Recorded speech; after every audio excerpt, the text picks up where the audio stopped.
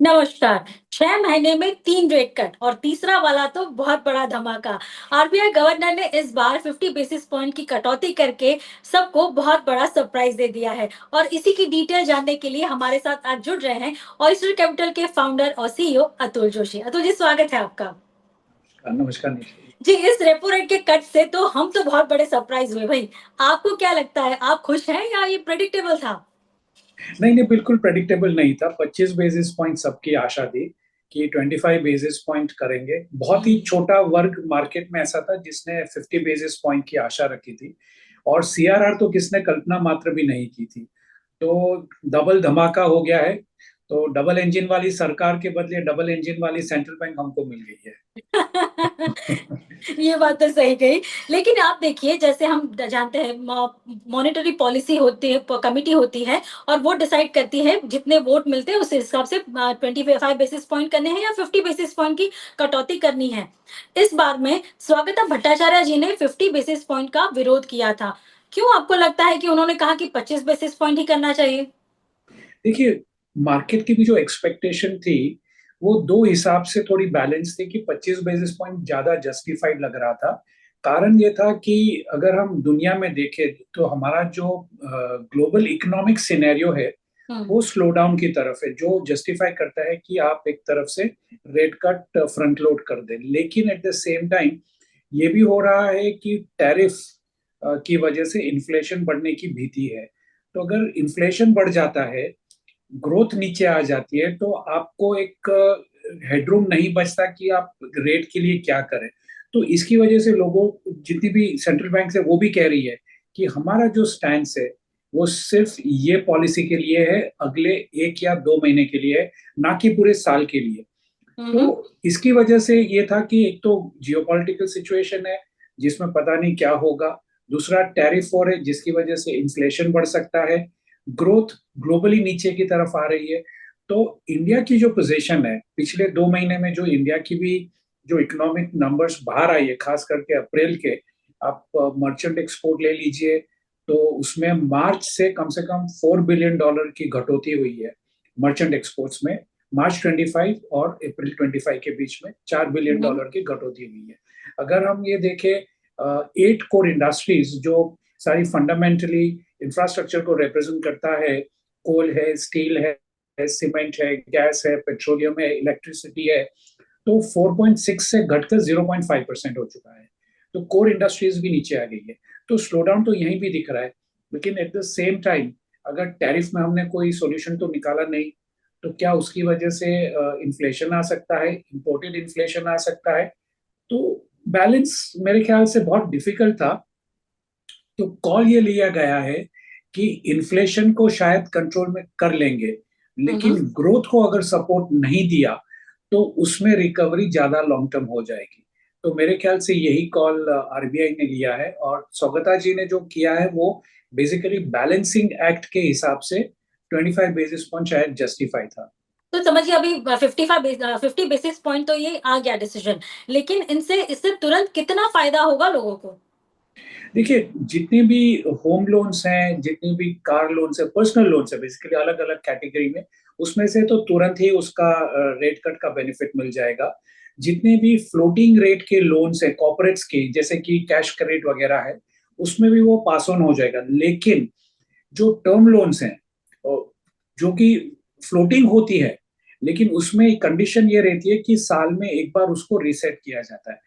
तो अगर उसका रीसेट ऑलरेडी हो चुका है हायर रेट पे, तो अगले साल तक उनको वेट करना पड़ेगा रेट ट्रांसमिशन के लिए। तब उनको, मान लीजिए इन बिटवीन 75 बेसिस पॉइंट की रेट कटौती हुई, तो उनको 75 बेसिस पॉइंट 1% का फायदा मिलेगा। लेकिन एज एंड वेन जब उनका इंटरेस्ट रीसेट डेट आएगा तब तक, तो इंडिविजुअल्स के हाथ में तो पैसा मेरे ख्याल से इमीडिएटली बचना चालू हो जाएगा।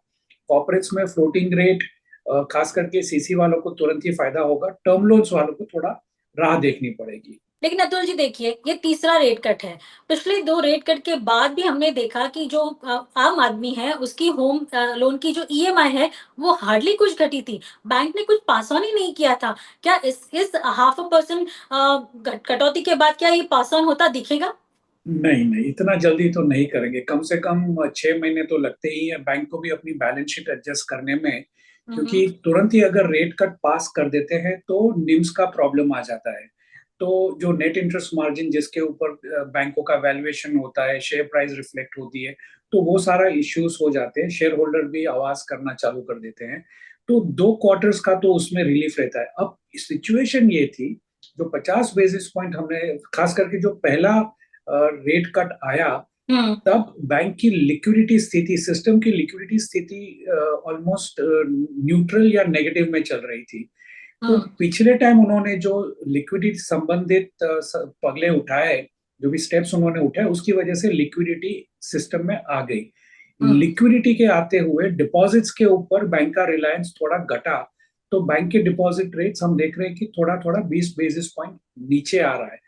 तो एक बार डिपॉजिट रेट नीचे आएगा, उसके बाद ही लैंडिंग रेट्स नीचे आ सकते हैं, उसके पहले तो नहीं आ सकते। नहीं तो बैंक की नेट इंटरेस्ट मार्जिन काफी नेगेटिव हो जाएगी, काफी नेगेटिव हो जाएगी। तो मेरे ख्याल से ये प्रोसेस ऑफ एडजस्टमेंट है।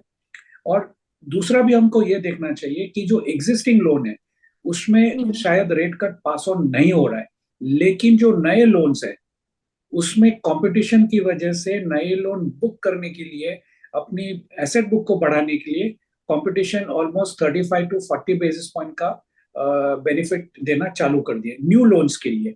एग्जिस्टिंग बोरोवर्स को फायदा नहीं है, न्यू लोन्स में कंपटीशन बढ़ गई है। तो यहाँ पे लोन स्विचिंग का भी हमें ऑप्शन दिख रहा है, जहाँ पे नहीं पड़ती दिक्कत, कट होती नहीं दिखेंगी, जो बैंक्स नहीं कट करेंगी, शायद वो कस्टमर्स कहीं और स्वैप भी कर ले, जहाँ पे उनको अच्छे रेट में भले नई लोन मिलती हो, वो वहाँ पे शिफ्ट हो सकते हैं। लेकिन आप मुझे बताइए, क्योंकि सीआरआर, ये किसी ने नहीं सोचा था कि सीआरआर में भले ही स्टेप बाय स्टेप उसमें 1% की कटौती होगी, लेकिन क्या आपको अंदाजा था कि सीआरआर के या में जो इतनी कटौती हुई है वो आ सकती है, और करने की जरूरत क्यों पड़ी? नहीं, बेसिकली तो देखिए, किसी ने कल्पना भी नहीं की थी कि सीआरआर को टच भी करेंगे। सीआरआर दो तरीके से देखे जाते हैं। कैश रिजर्व रेशियो बैंक के लिए ना सिर्फ लिक्विडिटी का एक टूल है, बैंक की सॉल्वेंसी के लिए भी अच्छा है। मान लीजिए किसी बैंक के ऊपर रन ऑन द बैंक होता है, तो बैंक के पास इतना कैश पड़ा हुआ रहता है रिजर्व बैंक के साथ, तो वो एक सॉल्वेंसी के लिए एक हथियार है, एक कवच है बैंकों के लिए। दूसरा है लिक्विडिटी। तो लिक्विडिटी जब सीआरआर कट होता है, तो जो लिक्विडिटी सिस्टम में आती है वो परमानेंट कही जा सकती है, अंटिल कि वो सीआरआर बढ़ाया जाए। तो long term liquidity, sustainable liquidity system में आ जाती है। तो ये काफी लिक्विडिटी को बूस्ट करने के लिए ही मेरे ख्याल से सीआरआर का कदम उठाया गया है। दूसरी बात, जो आपने जस्ट अगला सवाल जो पूछा था कि रेट ट्रांसमिशन कैसे होगा, तो सीआरआर के घटते ही जो लिक्विडिटी आनी है, उससे बैंक के डिपॉजिट रेट्स काफी तुरंत ही घटना चालू हो जाएंगे। उनका जो डिपेंडेंस है डिपॉजिट्स के ऊपर, वो कम होगा। जैसे ही वो कम होगा, वो लैंडिंग साइड भी रेट कट करना चालू कर देंगे। तो ये ओवरऑल अगर आप उसका टाइमिंग भी देखें, तो लगभग 4 महीने का टाइम दिया है ओवरऑल। मतलब पूरा 1% कंज्यूम होते हुए 4 से 5 महीना लगेंगे, तो लगभग लगभग 2 क्वार्टर्स है। तो ये सारा कैलकुलेटेड, कैलिब्रेटेड मैनर में सीआरआर कट किया गया है। उसकी टाइमिंग भी बहुत ही अच्छी तरह से 3.5 से लेके 4.5-5 महीने के बीच में पूरा कंज्यूम हो जाएगा। तो मेरे ख्याल से तो ये लिक्विडिटी ड्रिवन डिसीजन है, जिससे रेट ट्रांसमिशन स्पीड में हो, रेट ट्रांसमिशन की जो अवधि है वो शॉर्ट हो जाए। तो मतलब हमारे व्यूअर्स आसानी से समझ पाए, इसलिए मैं वापस ये पूछना चाहूंगी कि क्या सीआरआर कट होने से बैंकों के पास ज्यादा पैसा आएगा, जल्दी हमें सस्ते लोन मिल पाएंगे, और उसका इम्पैक्ट ईएमआई पे पड़ेगा, मतलब ईएमआई कम हो जाएगी? हाँ जी, बिल्कुल बिल्कुल, आपने सही कहा। लगभग लगभग बैंकों के पास 2.5 लाख करोड़ जितना लिक्विडिटी आ जाएगा हर एक बैंक के पास, उसकी साइज के हिसाब से 2.5 लाख करोड़ बैंकिंग सिस्टम में आ जाएंगे। और वो लॉन्ग टर्म रहेगा, ऐसा नहीं कि आया और फिर 15-20 दिन या एक 6 महीने में निकल गया। वो काफी लंबे समय का लिक्विडिटी बैंकों के पास रहेगा। लिक्विडिटी के चलते हुए बैंक के पास ये वर्चुअली आप मान लीजिए कि 2 या 3% पे डिप्लॉय हुआ हुआ पैसा है। तो ये आते ही बैंक की ओवरऑल कॉस्ट कम हो जाएगी, और बैंक अपना जो लेंडिंग रेट है वो घटा देंगे। जैसे ही लेंडिंग रेट घटाते हैं, तो ईएमआई में बेनिफिट मिलना चालू हो जाएगा। तो बहुत ही सुंदर व्यवस्था आरबीआई ने सीआरआर कट के थ्रू बताई है। हमारा कैलकुलेशन कहता है कि अगर ये वाला ईएमआई, सॉरी, ये वाला रेपो रेट जो घटाया है, उसको कैलकुलेट करते हैं तो ऑलमोस्ट 13 दिन की ईएमआई बचती है। लेकिन पिछले 2 भी इसमें जोड़ दें, यानी 6 महीने में जो 3 रेट कट आए, ऑलमोस्ट 1% के आसपास, उसको हम जोड़ते हैं तो पूरे साल भर में 1 महीने की ईएमआई की बचत हमें होती है। क्या इससे बहुत बड़ा बूस्टर मिलेगा? देखिए, अगर हम पिछले मान लीजिए 11 साल की बैंक की क्रेडिट ग्रोथ देखे, हुँ, तो जनरली ये देखा गया है कि सबसे ज्यादा जो क्रेडिट ऑफटेक हुआ है वो पर्सनल लोन्स में ही हुआ है। और इसको हमें दो तरीके से देखना चाहिए। एक है डायरेक्ट पर्सनल लोन्स, चाहे वो हाउसिंग हो, कार लोन्स हो, पर्सनल लोन्स हो, क्रेडिट कार्ड्स हो। तो ये एक पर्सनल लोन हुआ। दूसरा जो है एनबीएफसी सेक्टर, जो सर्विसेज सेक्टर में डिफाइन किया गया है। आरबीआई हमेशा कहती है कि सर्विसेज सेक्टर की हमारी क्रेडिट ग्रोथ बढ़ी है, लेकिन सर्विस सेक्टर के अंदर भी सिर्फ बाय एंड लार्ज एनबीएफसी ही बढ़ा है। तो एनबीएफसी किसको पैसा देता है? अगेन घूम फिर के इंडिविजुअल्स को ही पैसा देता है। हुँ, तो मोटा मोटी कहना क्या ये कि 10 साल में जो क्रेडिट ग्रोथ हुई है, आप ये मान सकते हैं कि 60-65% इंडिविजुअल्स क्रेडिट बढ़ी है। तो इंडियंस अभी सेविंग्स करना कम जानते हैं, खर्चा करना ज्यादा जानते हैं। चाहे वो कंजम्पशन के लिए खर्चा हो, जैसे कि मोबाइल खरीद लिया, या मान लीजिए कोई कंजम्पशन के लिए खरीद लिया, वाइट गुड्स ले लिए, या फिर शादी के लिए लिए, गोल्ड लोन ले ली। तो इंडियंस अभी धीरे धीरे कर्जा करके खर्चा करने में मानना चालू कर दिए हैं। तो हुँ, ये हुँ। उनको काफी हेल्प करेगा। आपकी जो पर्सनल लोन है वो आपको फिर से बढ़ती दिखेगी। दूसरी तरफ से अगर हम देखें कि कॉर्पोरेट्स जो है, तो उनकी जो बैलेंस शीट थोड़ी डगमगा गई थी, उसमें धीरे धीरे स्ट्रेंथ आना चालू हो जाएगा। उनका जो नेट कैश अक्रूवल है, इंटरेस्ट रेट रिड्यूस होता है तो उनका प्रॉफिट बढ़ जाता है। तो धीरे धीरे उनकी प्रॉफिटेबिलिटी भी इंप्रूव होना चालू करेगी, जिसकी वजह से अगर ग्लोबली प्राइस इंक्रीज हो जाती है तो हमारी कॉम्पिटिटिवनेस बनी रहेगी। हम थोड़ा प्राइस रिड्यूस करके जो टैरिफ वॉर में खड़े रह पाएंगे। तो ये एक अच्छा, इसके लिए भी अच्छा है, कॉर्पोरेट्स के लिए भी अच्छा है। तो ओवरऑल मेरे ख्याल से पर्सनल ग्रोथ ऑफ लोन्स बढ़ेगी, एमएसएमई और कॉर्पोरेट्स को सहारा मिलेगा। मैं ये नहीं कह रहा हूँ कि बहुत तेजी से कॉर्पोरेट लोन बढ़ेगी, पर्सनल लोन्स डेफिनेटली बहुत ही स्ट्रांगली बढ़ेगी। तो कह सकते हैं कि नए गवर्नर साहब ने ओहदा संभाला और आते ही 3 रेट कट दे दिए, और वो भी तीसरा वाला बराबर फेस्टिवल सीजन के पहले ही दिया है, ताकि बैंक उसको पास ऑन कर सके और फेस्टिवल सीजन में वो हमें ग्रोथ जो दिखनी चाहिए बैंक्स में और इकोनॉमी में, वो इसके थ्रू दिखाई देगी। ताकि चूंकि लोग लोन लेंगे, होम लोन ले या कार लोन ले या पर्सनल लोन ले, उनके लिए हाथ में पैसे होंगे और वो ये एसेट बाय कर पाएंगे। तो ये एक टेंटेटिव कह सकते हैं, बहुत अच्छा टाइमिंग उन्होंने चुना है इस रेट कट का। लेकिन स्टांस बदला है, अकोमोडेटिव से न्यूट्रल किया है। क्या ये संकेत है कि अब आने वाले दिनों में कोई रेट कट नहीं आएगा? नहीं, देखिए, इसको अलग तरीके से भी हम उसका मूल्य करते हैं। जैसे कि उन्होंने क्या कहा, उन्होंने कहा कि जीडीपी की ग्रोथ सेम रहेगी, 6.5% पहले भी थी, 6.5% अब भी रहेगी। हम्म, लेकिन उन्होंने इन्फ्लेशन घटा दिया, 4% से घटा के 3.7% कर दिया। तो इसका मैथमेटिकली ये निकलता है कि हमारी जो नॉमिनल जीडीपी है उसमें 30 बेसिस पॉइंट की घटोती होनी है। नॉमिनल जीडीपी कैसे करते हैं? रियल जीडीपी प्लस इन्फ्लेशन, या हम्म, नॉमिनल जीडीपी माइनस इन्फ्लेशन, आपको रियल जीडीपी मिल जाता है मैथमेटिकली। तो मोटा मोटी ये है कि आपके दो पैरामीटर सेम रहे और इन्फ्लेशन घट गया तो आपको डेफिनेटली नॉमिनल जीडीपी में 30 बेसिस पॉइंट का स्लो डाउन दिख रहा है।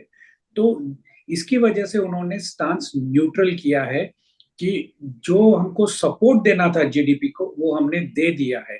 लेकिन अगर हमको ग्लोबल टैरिफ वॉर के चलते हुए इन्फ्लेशन बढ़ता दिखेगा तो हम डेफिनेटली एक रेट इंक्रीज कर सकते हैं, या हमारा स्टांस फिर से चेंज करके रेट बढ़ोतरी कर सकते हैं या दूसरा सिग्नल दे सकते हैं। अ, मेरे ख्याल से जिस तरह से ग्लोबल इकोनॉमिक स्लोडाउन चल रहा है, अक्टूबर में और एक रेट कटौती की, बिटवीन अक्टूबर और दिसंबर में और एक रेट कटौती तो बनती है। क्योंकि स्लो डाउन मेरे ख्याल से आरबीआई ने ना कहते हुए भी कह दिया है, तो वो कितना डीप रहेगा ये देखना रहेगा। और हम ये भी देख रहे हैं कि जो पिछला साल गया 24-25 फाइनेंशियल ईयर 24-25, उसमें हमारा मर्चेंडाइज एक्सपोर्ट वर्चुअली सेम रहा है, $437 बिलियन। उसके 23-24, 24-25 में कोई इंक्रीज नहीं रहा। दैट मीन्स कि हमारा एक्सपोर्ट सेक्टर स्लो डाउन की तरफ स्टैटिक है या तो स्लो डाउन आ रहा है।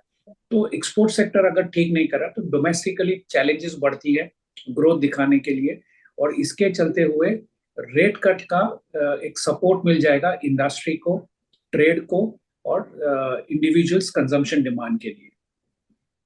तो यही आशा रखेंगे कि और एक रेट कट मिल जाए और इंडस्ट्री और इकोनॉमी को ग्रोथ के लिए आगे बढ़ने का मौका भी मिले। वहीं ये ऐसा सवाल है ना कि सब कोई जानना चाहता है। मैंने पिछले 10-12 साल फाइनेंशियल सेक्टर को कवर किया है। आपने पूरी जर्नी हमारी देखी है। तब मैंने अब तक नहीं देखा था कि जब तक हम पॉलिसी आती है ना तो हम फेड को फॉलो करते हैं।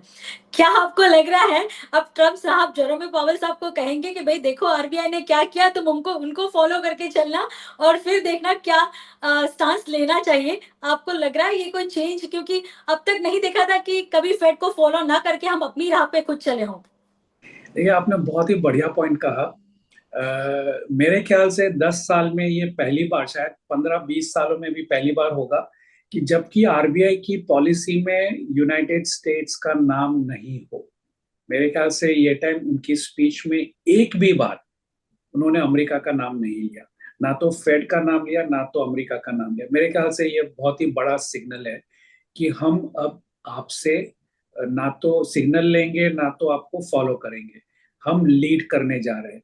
तो ये तो मतलब एज भारतीय काफी गर्व की बात है मेरे ख्याल से बिल्कुल, कि बिल्कुल। हम रास्ता दिखा रहे हैं। यही चीज हमने की थी कोविड में। जिस तरह से हमने कोविड को संभाला था, दुनिया में मेरे ख्याल से कोई सेंट्रल बैंक हमारी बरोबरी की तरह आ भी नहीं सकता था, सोच भी नहीं सकता था। हमने बहुत ही बढ़िया कदम उठाया।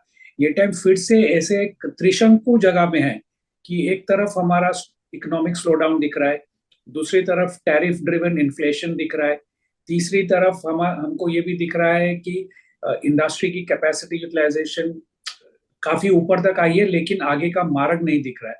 तो ऐसे में सपोर्ट करना, 50 बेसिस पॉइंट फ्रंट लोड करना, सीआरआर कट करना, और एट द सेम टाइम जो स्टैंस न्यूट्रल किया, तो मैं ये कहूंगा कि ना सिर्फ इकोनॉमिकली हम फेड को रास्ता दिखा रहे, डिप्लोमेटिकली भी, क्योंकि आरबीआई का गवर्नर जनरली इकोनॉमिस्ट होता है, डिप्लोमेटिक नहीं होता। तो इन्होंने रेट कट करके अकोमोडेटिव से जो न्यूट्रल स्टांस लिया है, वो बहुत ही सुपर डिप्लोमेटिक स्टांस है। मैं ये कहूंगा कि जैसे इंडस रिवर हमने सस्पेंड कर दी, ना तो हमने उसको कंटिन्यू रखा ना तो हमने कैंसिल किया, हमने सिर्फ सस्पेंड किए। अब सारे पत्ते हमारे पास है कि हमको क्या करना है। वैसे ही पॉलिसी न्यूट्रल करके सारे पत्ते आरबीआई ने खुद के पास रख दिए, हम कुछ भी कर सकते हैं। तो बहुत ही super stands economically and diplomatically. Definitely दुनिया के सेंट्रल बैंक्स हमारे गवर्नर की तरफ जरूर देखेंगे। तो अगर हम आज का एक निचोड़ निकालें और एक आकलन करें, तो ये पॉलिसी से एक आम आदमी को कितना फायदा हो सकता है? देखिए, कम से कम जैसे आपने बताया 10% जो भी है उनकी ईएमआई में फर्क पड़ जाएगा अगले 6 से 8 महीने में। मान लीजिए किसी का हफ्ता 10,000 रुपये है, तो वो मेरे ख्याल से कम 1,000 रुपीज तक और नीचे आ सकता है। खास करके अगर वो स्विच करते हैं, मान लीजिए आज की तारीख में उनकी लोन किसी एनबीएफसी या बैंक एबीसी से है, तो वो एबीसी से निकाल के XYZ पे चले जाएंगे, तो उनको डेफिनेटली 10% का फर्क पड़ जाएगा। बिल्कुल, आपने बहुत आसान शब्दों में पूरी पॉलिसी का निचोड़ सुनाया है, समझाया है। बहुत-बहुत शुक्रिया, आपने समय निकाला और आपका नॉलेज हमारे और हमारे व्यूअर्स के साथ शेयर किया। Thank you so much sir. Thank you. Thank you.